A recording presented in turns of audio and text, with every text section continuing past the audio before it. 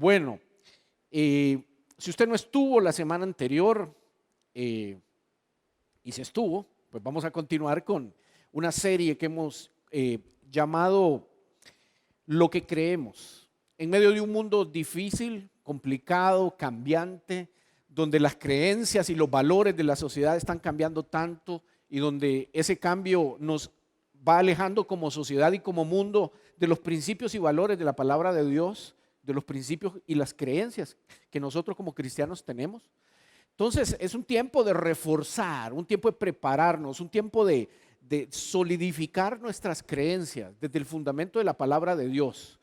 Es urgente y necesario que nosotros tengamos posiciones claras, que sepamos defender y explicar nuestra fe.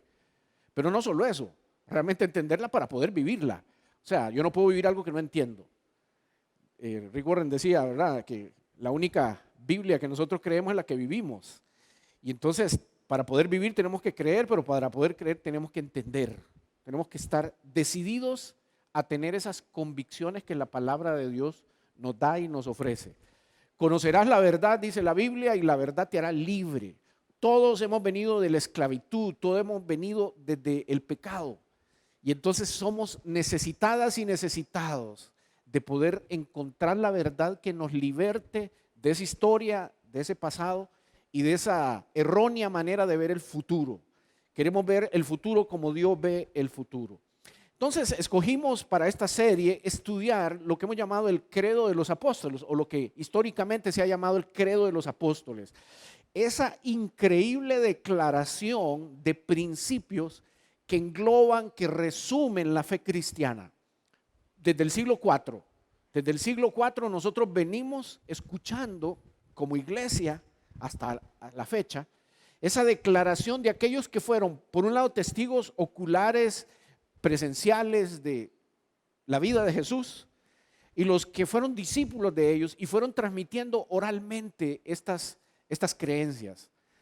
Decidimos hoy estudiarlas porque realmente nos dan un aporte resumido de todo lo que es la fe cristiana. Entonces habíamos dedicado el fin de semana anterior a estudiar la primera declaración. Creo en Dios, creador del cielo y de la tierra, el Dios todopoderoso. Hoy vamos a estudiar un poquito más, porque podríamos pasar, déjeme decirle, años estudiando esto. Toda la fe está aquí, todo el cristianismo está aquí. Entonces vamos a tener que ir como resumiendo. Les leo el texto que corresponde para hoy. El credo está dividido en tres partes. La declaración acerca de qué creemos de Dios como Padre, qué creemos de Jesucristo y qué creemos del Espíritu Santo y la iglesia. Entonces, ya hablamos del Padre, hoy vamos a hablar de Jesús. Y eso coincide con el hecho de que hoy tenemos Santa Cena, entonces es muy apropiado hablar de Jesús en el contexto de esa ceremonia, de ese recordatorio hermoso de la Santa Cena. Dice, creo en Jesucristo, su Hijo, su único Hijo, nuestro Señor. Fue concebido del Espíritu Santo y nació de María Virgen. Padeció bajo el poder de Poncio Pilato.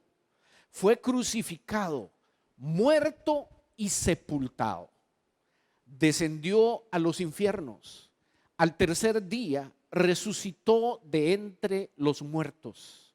Subió a los cielos y está sentado a la diestra de Dios Padre.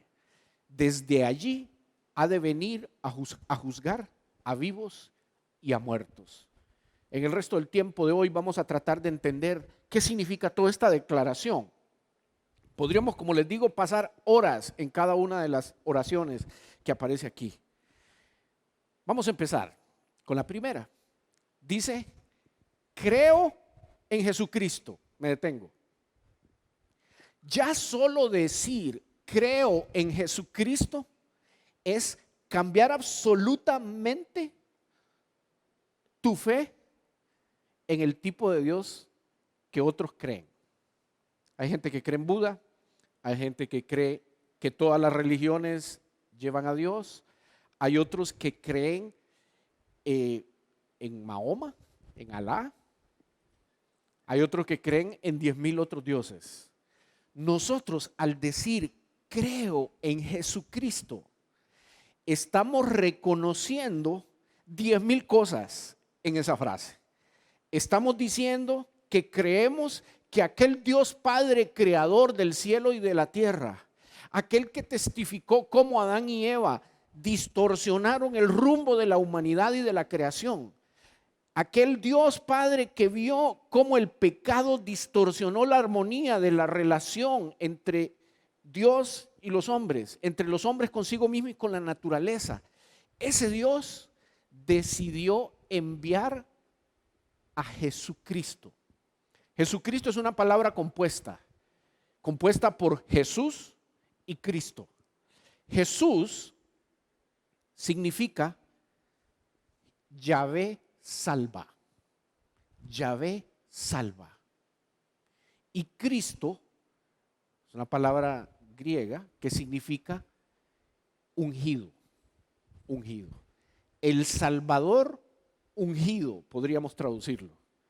O sea, había necesidad. O sea, cuando yo digo creo en Jesucristo, estoy diciendo que creo que hubo la necesidad real de que Dios, el Padre, creador del cielo y de la tierra, tomara control de todo, enviando a su Hijo Jesucristo. Que el mundo y la humanidad necesitaba un Salvador.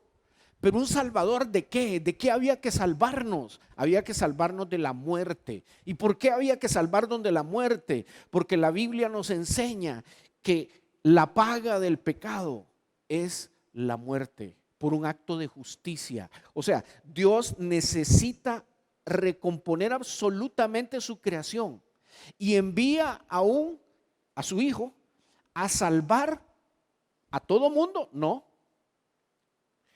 a su pueblo.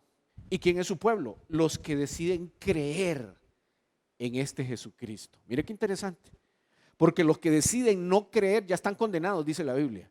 Los que deciden no creer ya están en otro camino, están en otra historia, están en otro final. Pero los que decimos creer en Jesucristo, estamos creyendo que hay necesidad de salvación, que los que se necesitan ser salvados somos nosotros, y entonces estamos reconociéndonos como pecadores y estamos reconociendo que ese Jesús Salvador que vino es ungido. Ungido significa escogido, significa que recibió el poder sobrenatural del Espíritu Santo. Hay pasajes de la Biblia, no tenemos tiempo, no tienen idea de todo lo que leí para poder ver esto. Es increíble la cantidad de versículos que nos conectan con esta declaración.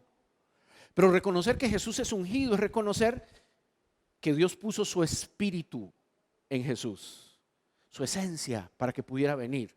Y entonces Jesús, ese que decimos creer, por un lado es 100% hombre y por otro lado 100% divino. Un misterio, una cosa difícil de entender para nosotros. Pero lo interesante es que ese es el unigénito Hijo de Dios, es el Hijo único de Dios, es el primogénito de María. Pero es el unigénito del Padre. O sea, es el único del Padre, pero el primogénito entre otros hijos que después María tuvo. Y ese es un cuento que nos vamos a comer en un ratito más adelante, en contra de lo que mucha gente cree, sobre todo de la Iglesia Católica.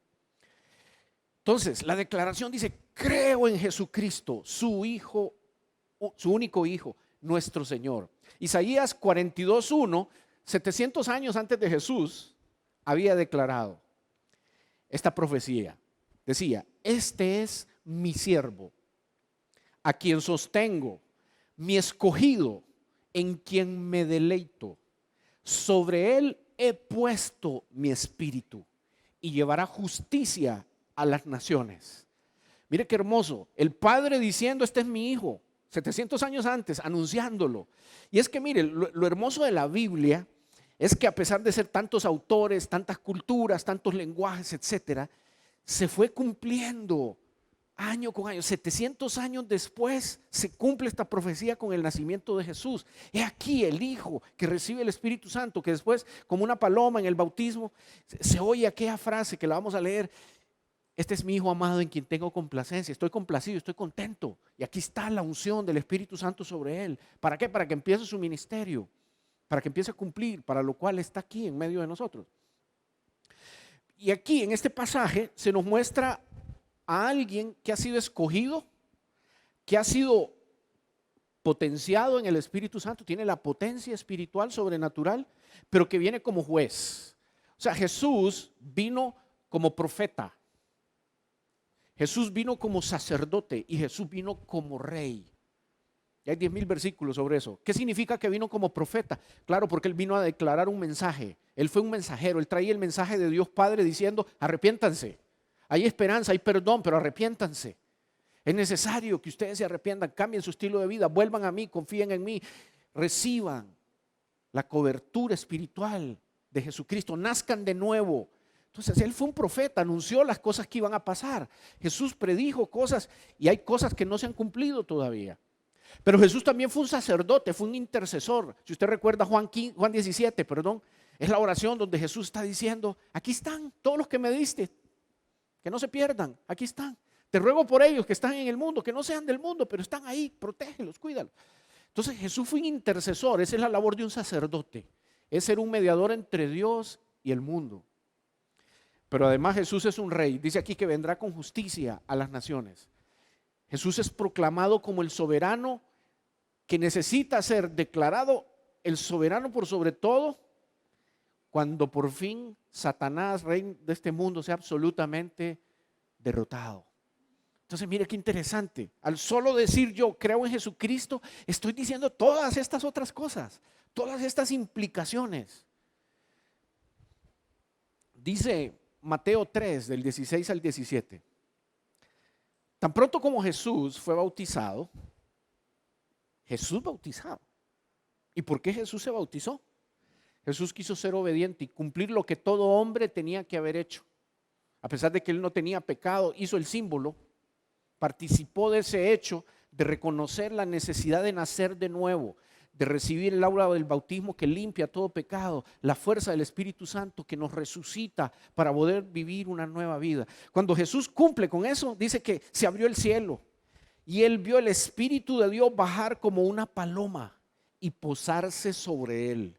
Y una voz del cielo decía: este es mi Hijo amado. Estoy muy complacido con él, estoy contento. O sea, viendo su acto de obediencia, viéndolo iniciar ese nuevo proceso de ministerio, de servicio, de entrar para lo que había sido preparado como hombre, pero también la oportunidad de empezar a hacer milagros y hacer la manifestación sobrenatural de su divinidad en medio de nosotros. Mateo 1:20, 21 dice: pero cuando él estaba considerando hacerlo, refiriéndose a José, esta es la historia del nacimiento de Jesús. José estaba, vamos a ver, mejor lo explico de esta manera. Cuando una pareja se iba a casar, estoy hablando de María y de José, el matrimonio se desarrollaba en 3 momentos. El primer momento era el acuerdo entre los padres. A veces ese acuerdo se daba aún cuando la pareja era niña, eran niños. A veces se daba eso. Entonces los papás hacían un acuerdo. Ese es el primer paso del matrimonio. El segundo paso del matrimonio es lo que llamaban el desposorio. El desposorio era justamente el momento en que María y José estaban viviendo cuando se les aparece el ángel. Es lo que llamaríamos el compromiso. Están comprometidos. Ellos tenían 1 año de plazo para confirmar su estado de deseo de conformar una familia. O sea, todavía no estaban conviviendo en la misma casa, pero ya tenían una relación legal. O sea, esa relación del desposorio solo se podía romper con una carta de divorcio. O sea, ya en ese momento, si ellos hubieran decidido no seguir, José tenía que darle una carta a ella, ¿verdad? Y eso es lo que él estaba pensando hacer cuando él se da cuenta, ¿verdad?, que está embarazada. Mateo 1 dice: cuando él estaba considerando hacerlo, o sea, separarse, se le apareció en sueños un ángel del Señor y le dijo: José, hijo de David, no temas recibir a María por esposa, porque ella ha concebido por obra del Espíritu Santo. Dará a luz un hijo y le pondrás por nombre Jesús, porque él salvará a su pueblo de sus pecados. Usted recordará Isaías 7, aquella frase que a veces en Navidad nosotros proclamamos, ¿verdad? Donde era anunciado el nacimiento y nacerá de una virgen, ¿verdad? Entonces aquí nuevamente está viendo una confirmación 700 años después, un mensaje muy similar al que Isaías también había dicho. Dará a luz un hijo y le pondrás por nombre Jesús. Si usted hubiera sido José, ¿qué hubiera pensado? Si a usted le dicen, mire, es que su doña está embarazada, pero es de otro, un poco divino, es divino, ¿no? ¿Qué hubiéramos hecho? Este hombre muy temeroso de Dios, un hombre muy cauto, muy justo, realmente participa del plan de Dios, decide participar, decide creer en Dios y a Dios, con el conocimiento de aquellos tiempos, ¿verdad? Con el entendimiento de aquellos tiempos, con la Biblia que no existía en aquellos entonces, ¿verdad? Solo estaba el Antiguo Testamento, los 5 libros y ese tipo de cosas. Entonces, a esa luz, con esa luz, José toma decisiones y permite el nacimiento de Jesús como lo conocemos. Entonces, cuando yo digo, creo en Jesucristo, estoy, y que luego decía, permítanme,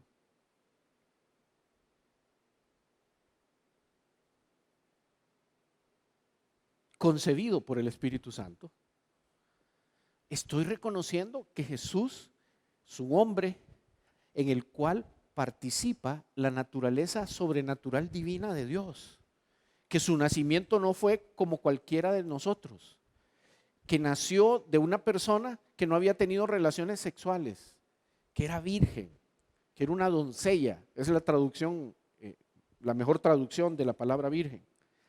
Entonces, José participa de eso. Y Jesús, como dice después Timoteo, no hay duda de que esto es un gran misterio de fe. Él se manifestó como hombre, fue vindicado por el Espíritu, o sea, fue reconocido, fue ungido por el Espíritu, visto por los ángeles, proclamado entre las naciones, creído en el mundo y recibido en la gloria. O sea, este Jesucristo tuvo una humanidad, pero también tuvo una divinidad.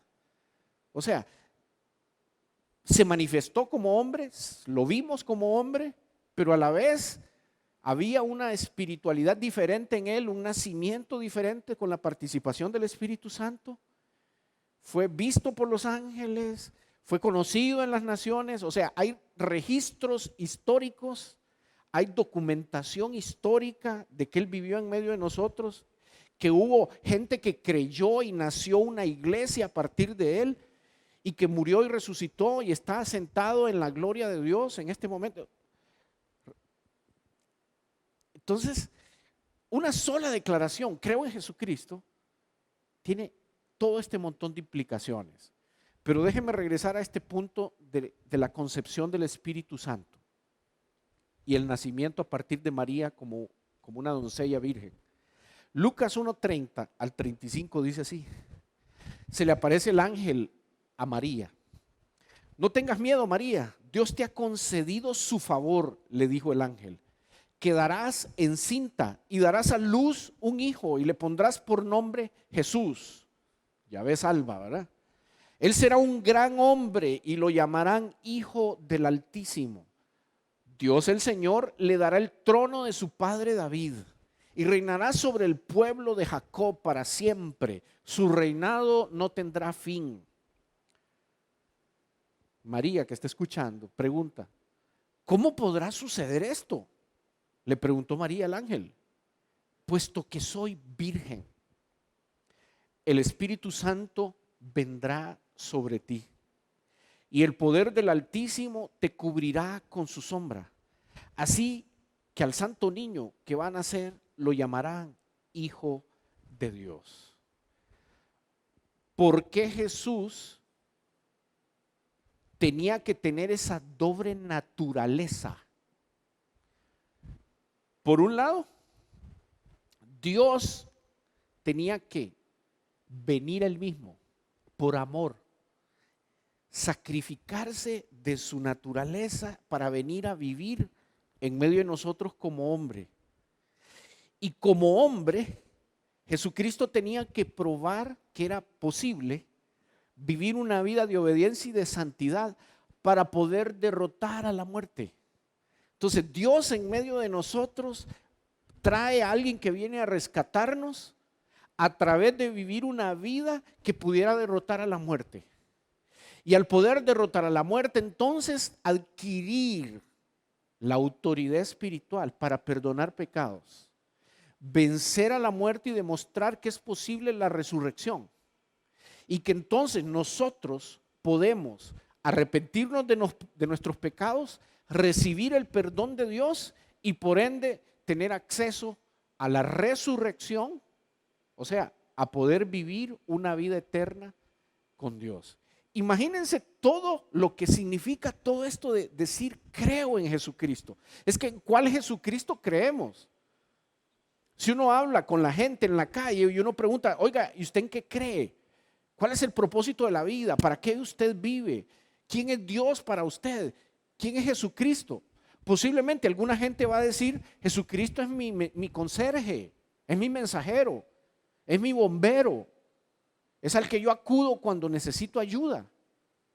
Pero tal vez no estamos dimensionando de quién estamos hablando, que estamos hablando de la presencia de Dios en medio de la humanidad como hombre, que estamos hablando de alguien que amó tanto a este mundo que dio la vida y que la respuesta que nosotros deberíamos de darle a Él es gratitud y que por gratitud nosotros deberíamos de venir a Él con adoración, no solo con petición. O sea, Jesucristo no solo eso es un resolvedor de problemas, Jesucristo es el Señor, es el Dios todopoderoso a que adoramos, porque Él es uno con el Padre y es uno con el Espíritu Santo. Mire qué complejidades, ¿verdad? Entonces, Dios decide nacer de una mujer, Jesucristo es enviado a nacer como hombre a partir de una mujer en estado de virginidad. Y aquí es donde se pone un poco interesante el asunto. Hay toda una doctrina alrededor de la Inmaculada Concepción. O sea, la Iglesia Católica cree que después del nacimiento de Jesús, María siguió siendo virgen. La Iglesia Católica cree que Jesucristo no tuvo hermanos y que hay una falsa traducción donde dice que Jesús recibió la visita de su hermano Jacobo, José, ¿verdad? Cuando estaba predicando, y que esos eran en realidad primos de él. Lo que pasa es que la traducción de la palabra nada que ver. La palabra que se utiliza ahí, no recuerdo cuál es en este momento, pero es hermanos, es hermanos. O sea, Jesús tuvo, por eso es que es el primogénito, o sea, tuvo más hermanos. María fue una mujer joven especial, por supuesto. Una mujer escogida y bendecida, por supuesto.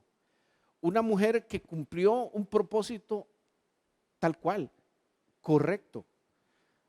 Pero María no es eterna. María murió. María tuvo hijos. María no tiene poderes especiales. María necesita, como usted y como yo, salvación. Porque ella y nosotros somos lo que Romanos dice, no hay ni uno bueno, incluida ella. No hay uno bueno, dice, todos somos pecadores, todos hemos recibido el impacto del pecado. Entonces toda la doctrina mariológica, o sea, alrededor del tema de María, es totalmente falsa. Y hay que decirlo, es falsa. Lo que se ha construido no está en la Biblia.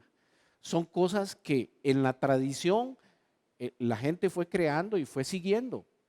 Y respetamos las creencias de todo el mundo, pero también tenemos la obligación de decir, eso es falso. Lo que la Biblia dice es lo que nosotros creemos. ¿Y qué es lo que dice? Es que ella era una mujer buena, una mujer favorecida, una mujer escogida y punto.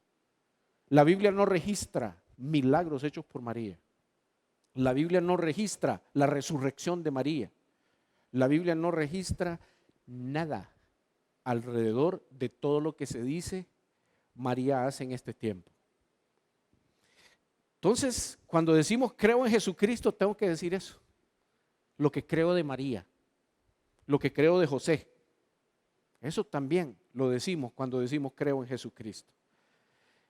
Luego dice, padeció, sigo con el credo, ¿verdad? Padeció bajo el poder de Poncio Pilato.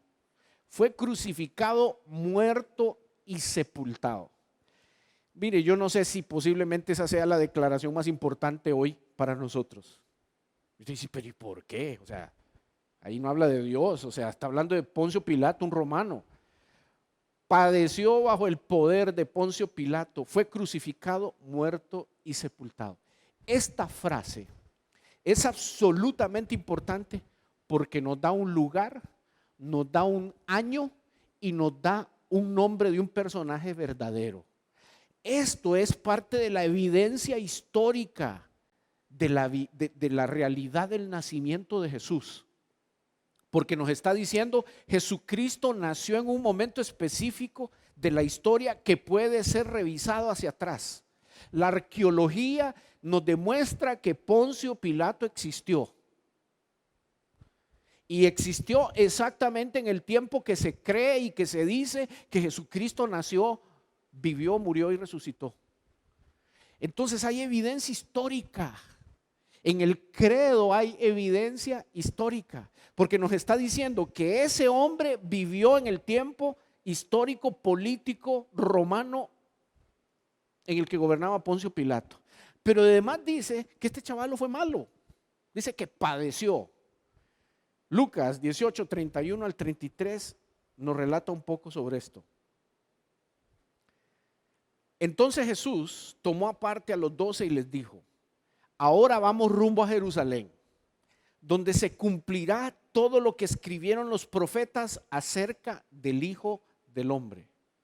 En efecto, será entregado a los gentiles, se burlarán de él, lo insultarán, le escupirán y después de azotarlo lo matarán, pero al tercer día resucitará. Eso está en Lucas. En Juan se cumple lo que había sido anunciado anteriormente en el profeta y que Lucas registra. Pilato, dice, tomó entonces a Jesús y mandó que lo azotaran. ¿Qué decía Mateo? Que lo iban a azotar en la profecía del Antiguo Testamento. Los soldados que habían tejido una corona de espinas se la pusieron en la cabeza y lo vistieron con un manto de color púrpura. ¡Viva el rey de los judíos!, le gritaban mientras se acercaban para abofetearlo. Pilato volvió a salir. Aquí lo tienen, dijo a los judíos, lo he sacado para que sepan que no lo encuentro culpable de nada.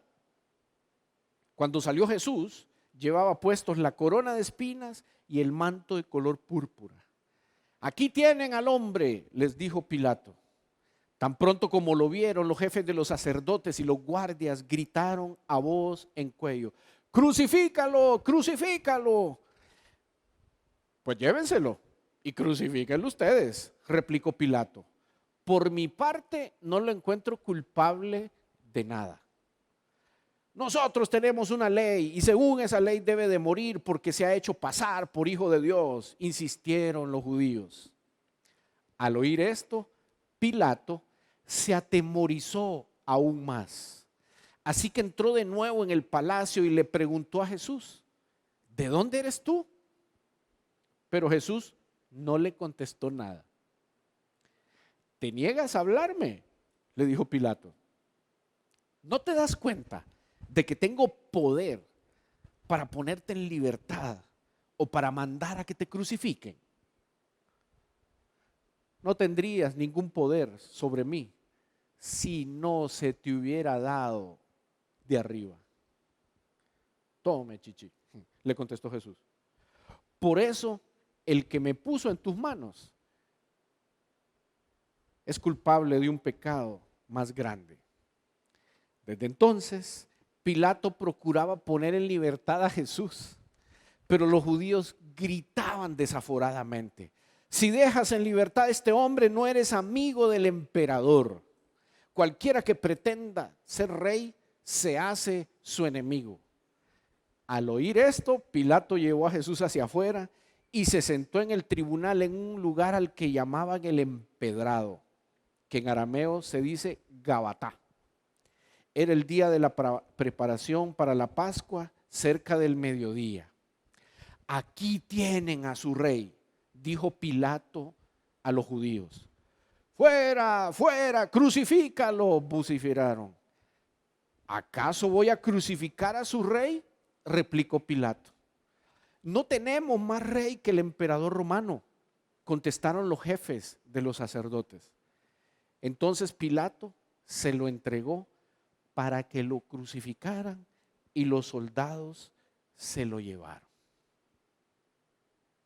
Padeció con Poncio Pilato. O sea, la historia nos demuestra lo que la Biblia también nos cuenta. La historia y la Biblia hacen clic. Poncio Pilato existió y fue participante en las decisiones, fue utilizado por Dios en realidad para que ocurriera lo que tenía que ocurrir. O sea, Jesús tenía que ser muerto por los gentiles. ¿Qué pasa cuando Jesús, no tenemos tiempo, pero usted conoce toda la historia, o sea, Jesús fue latigado, recibió mucha tortura, mucho dolor, mucho sufrimiento en este proceso, es puesto en un madero, en una cruz que significaba que era tan maldito por ellos que no podía tocar el suelo. Por eso los ponían en alto. La cruz hacía que ellos no pudieran poner los pies sobre el piso, porque para ellos el que era crucificado era una persona maldita, una persona que traía maldición y que había que eliminar la oportunidad de que ellos tocaran la tierra para que no la maldijera. Esa era la mentalidad de ellos. Por eso Jesús, el Hijo de Dios, el Santo, el que entregó su vida, el que hizo tanto bien, es injustamente acusado, injustamente procesado, injustamente puesto en una imagen que no le correspondía, la de un criminal, la de un asesino, la de una persona deplorable. Ahí está Jesús en la cruz, sangrante, sufriente, obediente, dispuesto. ¿A qué? A entregar su vida. ¿Por qué había que entregar su vida?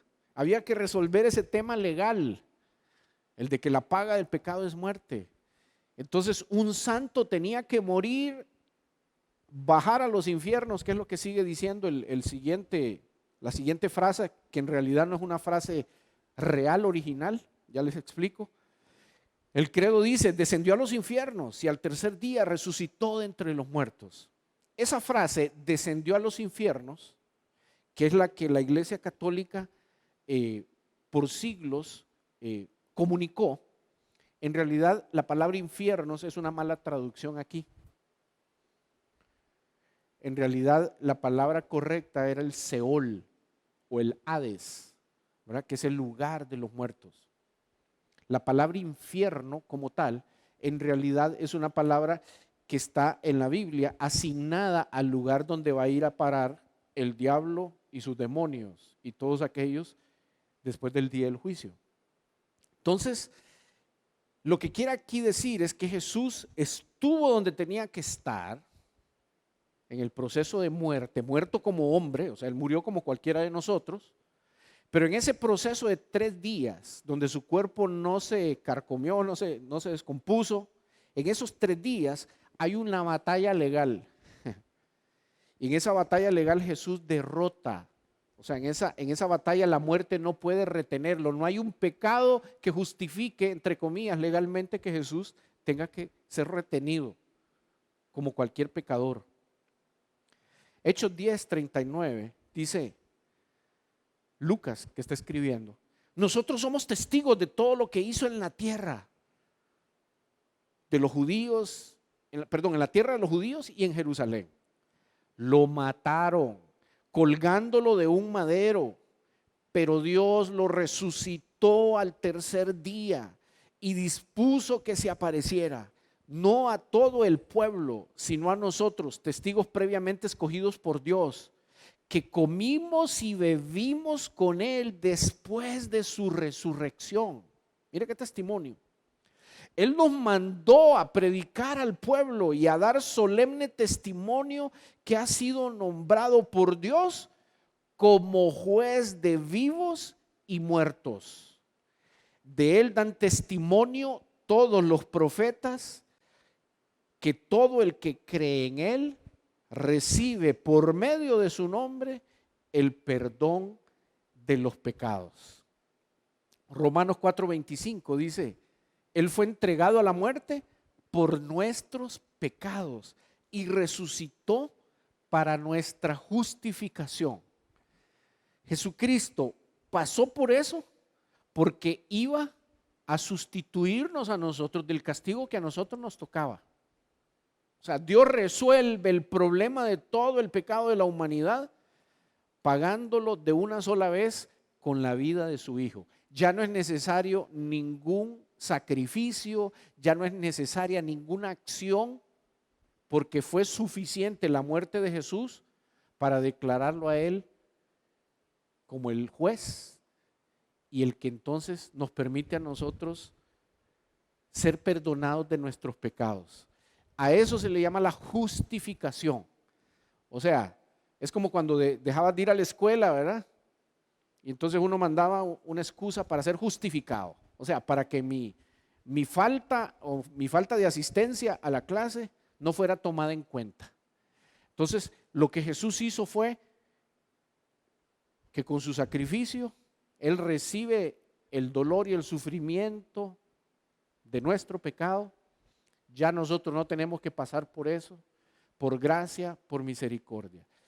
Mire, suena hasta fácil, es fácil decirlo, pero usted está consciente de lo que estamos hablando. O sea, usted está consciente que lo que usted y yo merecemos y merecíamos era la eternidad lejos de Dios.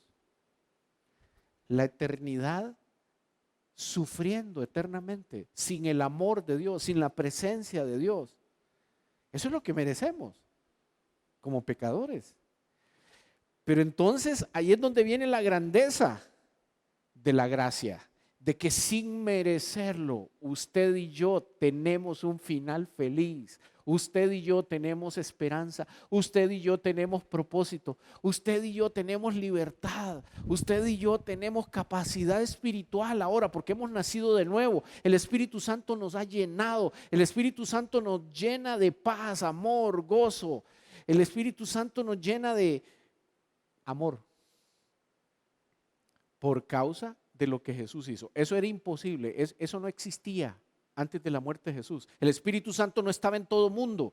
Hoy, por causa de la resurrección de Cristo, el Espíritu Santo viene a todos nosotros. Cuando nosotros aceptamos que somos pecadores y pedimos a Dios que nos liberte. Mire todo lo que ocurre cuando yo digo, creo en Jesucristo. Estoy creyendo de que Jesús me ha dado la oportunidad de una nueva vida. De que Jesús pagó por mi pecado. De que Jesús me justifica. De que Jesús me ha dado libertad. Y termino con este último, me faltan dos. Dice que muerto subió a los cielos y está sentado a la diestra de Dios Padre. Hechos 1 del 9 al 10, sigue relatando Lucas. Dice, habiendo dicho estas cosas, viéndolo ellos, fue alzado y le recibió una nube que le ocultó de sus ojos. Está hablando de los discípulos. Y estando ellos con los ojos puestos en el cielo, entre tanto que él se iba, he aquí se pusieron junto a ellos dos varones con vestiduras blancas, los cuales también les dijeron, varones galileos, ¿por qué estáis mirando al cielo? Este mismo Jesús que ha sido tomado de vosotros al cielo, así vendrá como le habéis visto ir al cielo. En este tiempo los ángeles hubieran dicho, ¿y por qué están viendo para el ciprés? ¿Por qué están viendo para allá? Tranquilos. O sea, miren qué hermoso. Ese ser alzado, ese subir de nuevo al cielo, profetizado, esperado, atestiguado. O sea, había sido anunciado que eso iba a ocurrir. Entonces ahí vuelvo nuevamente a lo hermoso de la Biblia. Cómo la Biblia desde el Antiguo Testamento anuncia cosas que en el Nuevo Testamento se van cumpliendo y que se convierten en cosas que nosotros tenemos que creer, aferrarnos a esas cosas. Si Jesús no resucitó, dice Pablo, 2 Corintios 14, vana es nuestra fe. Vana, no serviría para nada si nosotros no podemos creer que Jesús resucitó. Y hay evidencia histórica, hay evidencia, hay todo un pueblo que surgió y nació a partir de eso. Y sigue diciendo el credo, desde ahí ha de venir a juzgar a vivos y muertos. 1 Corintios 15 dice, pues así como en Adán todos mueren, también en Cristo todos volverán a vivir. Pero cada uno en su debido orden. Cristo es el primero que resucita. Las primicias, después cuando Él venga, los que le pertenecen. Entonces vendrá el fin, cuando Él entregue el reino a Dios el Padre, luego de destruir todo dominio, autoridad y poder, porque es necesario que Cristo reine hasta poner a todos sus enemigos debajo de sus pies. El último enemigo que será destruido es la muerte, pues Dios ha sometido todo a su dominio. Al decir que todo ha quedado sometido a su dominio, es claro que no se incluye a Dios mismo, quien todo lo sometió a Cristo. O sea, el Padre no se somete a Cristo. Y cuando todo le sea sometido, entonces el Hijo mismo se someterá a aquel que le sometió todo, para que Dios, o sea, el Padre, sea todo en todos. Y finalizo con este versículo de Tesalonicenses 4. Hermanos, no queremos que ignoren lo que va a pasar con los que ya han muerto, para que no se entristezcan como esos otros que no tienen esperanza. ¿Acaso no creemos que Jesús murió y resucitó? ¿Acaso no creemos que Jesús murió y resucitó? Así también Dios resucitará con Jesús a los que han muerto en unión con Él. Conforme a lo dicho por el Señor, afirmamos que nosotros, los que estemos vivos y hayamos quedado hasta la venida del Señor, de ninguna manera nos adelantaremos a los que hayan muerto. Ojo, el Señor mismo descenderá del cielo con voz de mando, con voz de arcángel y con trompeta de Dios. Y los muertos en Cristo resucitarán primero. Luego, los que estemos vivos y los que hayamos quedado, seremos arrebatados juntos con ellos en las nubes para encontrarnos con el Señor en el aire. Y así estaremos con el Señor para siempre. Por lo tanto, anímense unos a otros con estas palabras. Creo en Jesucristo. Por lo tanto, yo me animo con esas palabras. Creo en Jesucristo, su único Hijo, nuestro Señor, que fue concebido del Espíritu Santo, que nació de María Virgen, que padeció bajo el poder de Poncio Pilatos, y eso es comprobado, que fue crucificado, cierto, que murió, cierto, que fue sepultado, cierto, que descendió a los infiernos y resucitó al tercer día entre los muertos, que subió a los cielos y está sentado a la diestra de Dios Padre, pero que vuelve. Desde ahí va a venir a juzgar a los vivos y a los muertos, pero que vuelve ya no en son de paz, viene realmente con espada, viene en su caballo blanco, ya no en el burrito para entrar a Jerusalén, viene con caballo de guerrero, o sea, viene a hacer justicia. Ahí es donde entonces la misericordia de Dios tiene un límite, ahí es donde Dios tiene que tomar decisiones, ahí es donde Dios va a decir las cabritas por aquí, las ovejas por acá, los que van y los que no van. O sea, eso es así. Y hay requisitos para eso, hay decisiones. Hay que confesar de que creemos que Jesús vino. El que confiese, ese será salvo. El que crea que Jesús vino como hombre, ese será salvo. Y todas estas cosas hasta los demonios la creen. Los demonios creen estas cosas, lo saben. Y si hay cosas que le paniquea a un demonio, es que usted proclame con su voz de que Jesús vino como hombre. Porque si vino como hombre, murió como hombre y resucitó. Eso no lo tolera el Satanás. Entonces, mis hermanos, estas son las cosas que tenemos que creer. tenemos que saberlas explicar. Entonces, ¿qué le parece si nosotros recordamos ese acto de Jesús, Jesús celebrando la cena con sus discípulos? Quiero invitarles a que pasemos y tomemos los elementos y vamos a prepararnos, vamos a hacer una oración para poder recordar ese hecho de que creemos que Jesús vino como hombre.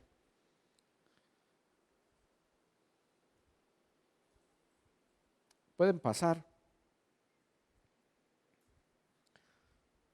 Si usted es de los que dice, ay, es que realmente no siento paz, no siento libertad para participar, no estoy bien con el Señor, es que justamente de eso se trata, de hacer la paz con Dios, de arrepentirnos, de reconocer nuestro pecado.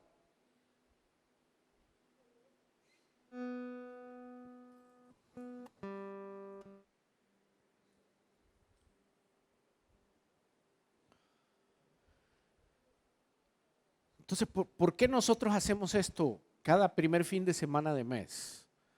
En primer lugar, es un mandato, su mandato.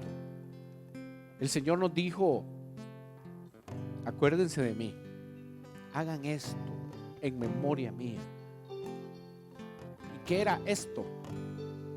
Es confesar con nuestros actos de que creemos que Jesús vino como hombre y de que estamos replicando lo que ese hombre hizo, que fue haber venido a padecer y sufrir, a vivir una vida humana como la tuya y la mía, tentación, esfuerzo, cansancio, necesidades fisiológicas, todo eso lo vivió.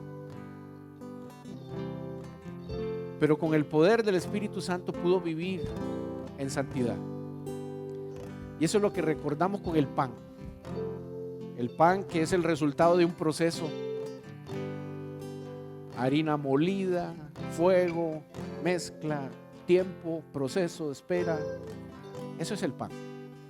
Pero este pan da vida. Si nosotros no comemos, nos morimos. Jesús es el pan de vida, el pan de la vida eterna. Entonces, ¿qué le parece si recordamos a Jesús y tomamos del pan?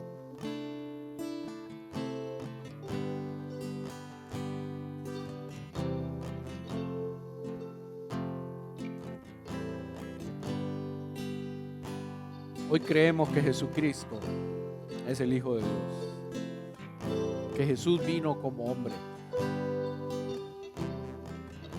Pero hoy creemos también que al recordar su sangre por medio de esta copita, estamos reconociendo la decisión de entregar su vida por nosotros, de sustituirnos de un lugar de castigo. O sea, imagínate, vos deberías de estar ahí en la foto de la cruz, eras vos. Y vos sos sustituido y Jesús es puesto ahí, en dolor, en sufrimiento, en entrega, muerte. Pero esto sería tétrico si nosotros como cristianos nos quedáramos con un Dios muerto, con una tumba, con un cadáver, como la de Mahoma, la de Buda, la de otros santos, tumbas con huesos. Nosotros hoy celebramos que la tumba de Jesús está vacía, que el poder que levantó a Jesús de entre los muertos lo colocó a la diestra del Padre. Y eso significa que hay autoridad, significa que hay cumplimiento de promesas, significa que Jesús vuelve. Entonces hoy celebramos nuestro perdón, porque por su sangre nosotros hemos sido salvos, hemos sido perdonados, pero celebramos que tenemos esperanza hacia una vida eterna. Jesús vuelve por nosotros. Creemos en eso. ¿Qué le parece si celebramos?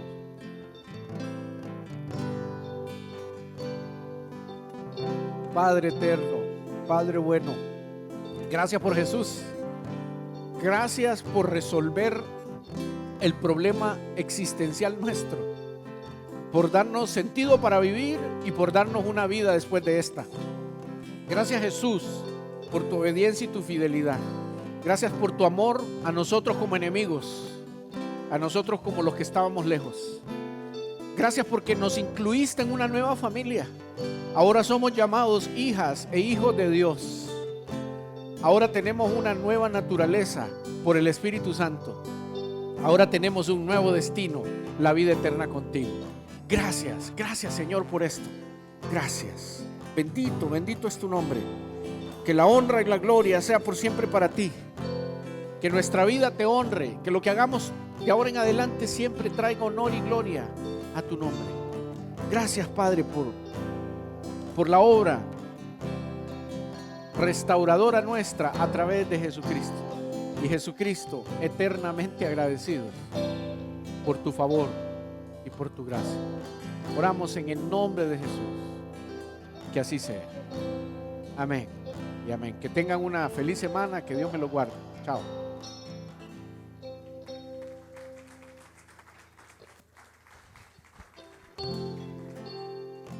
Y así en esa misma actitud, ¿por qué no me acompaña a terminar esta reunión alabando al Señor? ¿Saben? A declarar que creemos en el nombre de Jesucristo, que vino, murió y resucitó por cada uno de nosotros. Amén.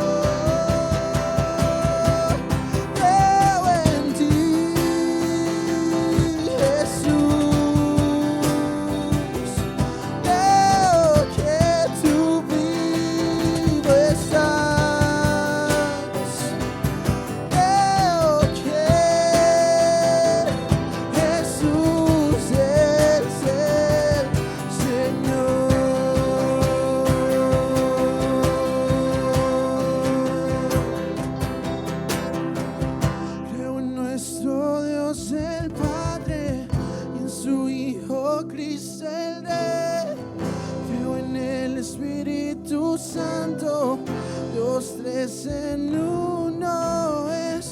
Creo que resucitaste, que nos levantarás. Creo en el nombre de Jesucristo. Creo en nuestro Dios el Padre, en su Hijo Cristo el Rey.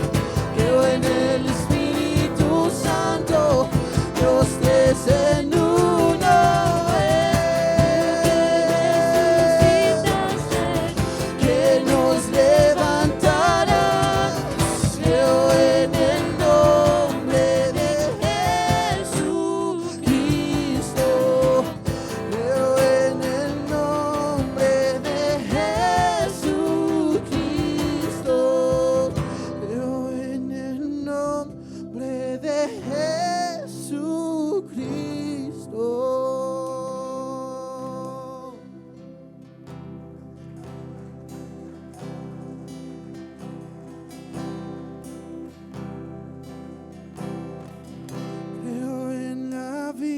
Eterna, creo en la comunión, creo que tu pueblo es uno, creo en tu iglesia, Dios, creo que resucitaremos y en gloria volverás.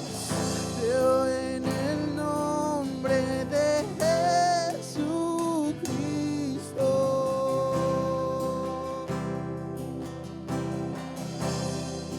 declarémoslo nuevamente, iglesia.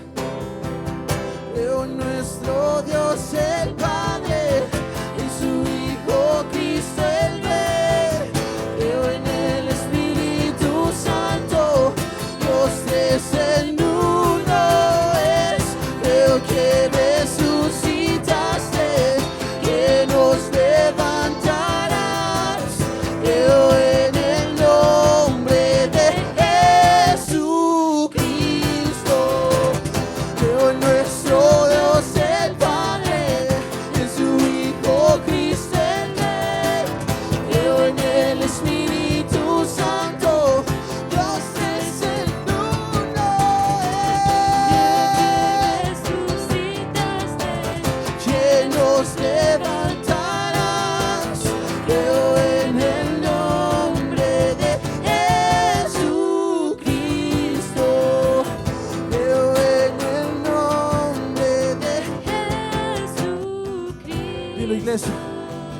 Creo en el nombre de Jesucristo.